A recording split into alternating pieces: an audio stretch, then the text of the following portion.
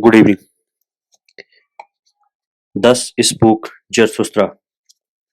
Chapter number 14. The Friend. One is always too many about me. Thinketh the anchorite, always once one that maketh two in the long run. I and me are always too earnestly in conversation. How could it be endured if there were not a friend? The friend of the the friend of the anchorite is always the third one. The third one is the cork which prevents the conversation of the two sinking into the depth. Ah, there are too many depths for all anchorites.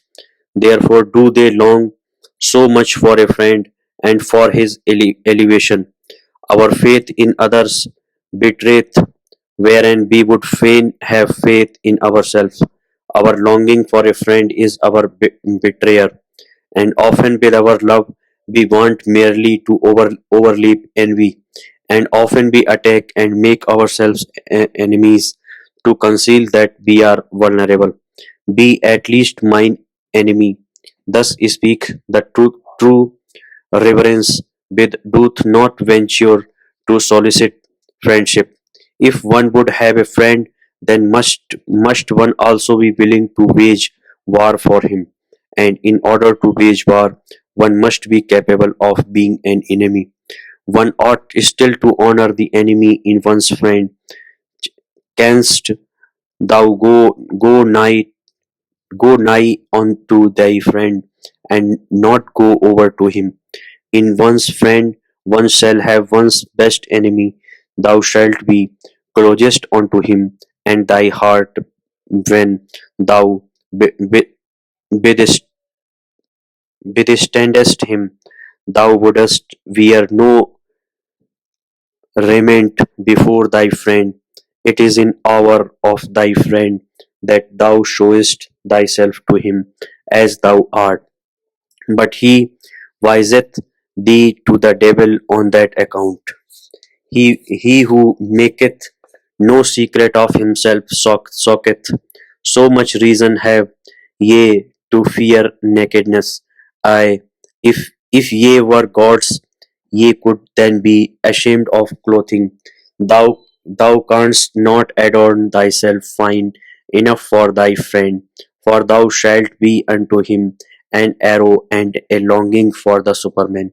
Sawest thou ever thy friend asleep to know how he looketh? What is usually the countenance of thy friend? It it is thine own countenance in a coarse and imperfect mirror. Sawest thou ever thy friend asleep? Wert thou not dismayed at thy friend looking so? O my friend, man is something that hath to be surpassed. In driving and keeping silence shall the friend be a master. Not everything must thou wish to see. Thy dream shall disclose unto thee what thy friend doth when awake. Let thy pity be a divining, divining to know first if thy friend wanteth pity. Perhaps he loveth in thee the unmoved eye and the look of of eternity. Let thy pity for thy friend be hid under a hard shell. Thou shalt bite out a tooth upon it. Thus will it have delicacy and sweetness. Art thou pure air and solitude and bread and medicine to thy friend? Many a one cannot loosen his own fetters, but is nevertheless his friend's emancipator. Art thou a slave? Then thou canst not be a friend. Art thou a tyrant? Then thou canst not have friends. For too long hath there been a slave and a tyrant concealed in woman. On that account, woman is not yet capable of friendship. She knoweth only love. In woman's love there is injustice and blindness to all she doth not love. And even in woman's conscious love there is still always surprise and lightening and night along with the light.